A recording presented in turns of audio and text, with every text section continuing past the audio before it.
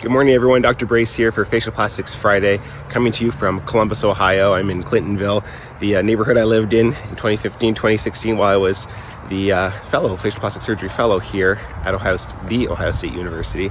And today for Facial Plastics Friday, I want to talk about two things that I feel like I repeat often in clinic to people, but it's worth knowing if you're considering any sort of cosmetic surgery, either facial rejuvenation or rhinoplasty.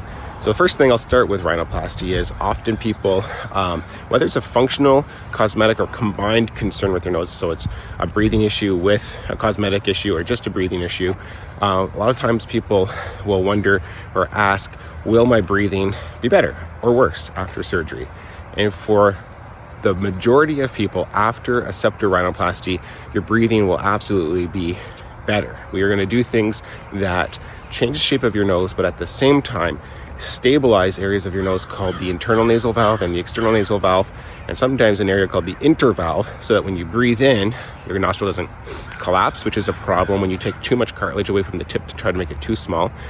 And when you reduce a bump or reduce the bridge, you don't get collapse of the internal nasal valve, where 80% of the airflow has to happen in your nose. And so we're making those changes to support those areas. Now, can grafts shift, dissolve, move, degrade, sutures break, things happen in recovery where your breathing is not as good as before or doesn't get any better? Absolutely. You can't control everything. As soon as you leave the OR, I can't control anything really. And so sometimes revisions are needed to help replace, remove, kind of reposition those grafts. And so that can happen. But the one thing that I can't change at all, ever with surgery, is swelling, especially allergic swelling or mucosal disease.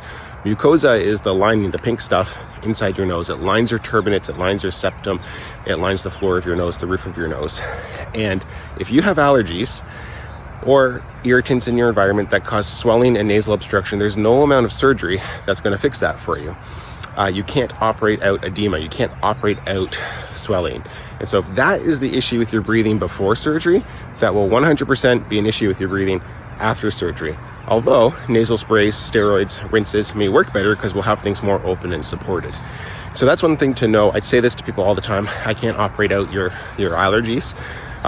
Some may think, well, if my turbinate is swelling all the time, why not just cut it out? People have tried that in the past. It creates a syndrome called empty nose syndrome, which means you can't sense or feel the airflow in your nose, which is just as bad as not being able to breathe.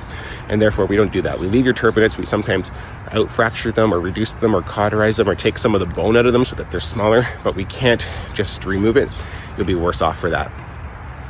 The second thing I want to talk about is facial rejuvenation and skin quality. If you have very thin, crepey skin, we cannot surgically improve that. A lot of people think that if I do a facelift, if you make the incisions around my ear and you lift things up, then things are going to look tighter and things are going to look better and look more rejuvenated, and that's absolutely true. But if the quality of your skin is thin and crepey, it's lost elastin, it's lost collagen, it's lost hyaluronic acid, it's thinner, it doesn't have the elasticity, then that's a thing that will age very quickly after surgery. Surgery, all we're doing is lifting ptotic or dropped tissue.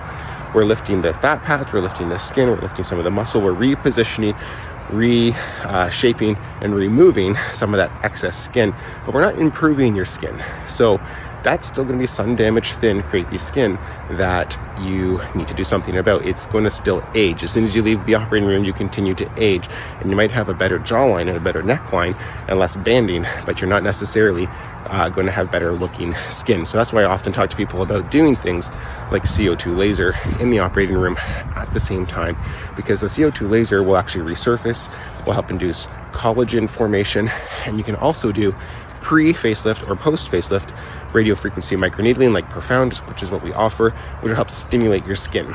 And so you can't think of a facelift, neck lift, vertical, restore, whatever you want to call it, whatever you've seen on social media. You can't expect that to improve the quality of your skin. That takes good skin care to start with. You should be on an active ingredient like retinol, vitamin C. You should have a good exfoliator. You should have a good sunscreen and a good moisturizer. You need to do that every day to keep your skin quality good. And if you've already lost a lot of those proteins and extracellular matrix kind of components and have thin skin, then you're going to have to try to stimulate that back into a more youthful kind of situation with some of these energy devices. So those are two things to consider if you're considering surgery. We don't want you to be disappointed. We want you to be happy with your result, but you have to have realistic expectations. A facelift or rhinoplasty is not magical. It's a surgery. It removes, repositions, reshapes tissue, but it does not change the actual quality of your tissue.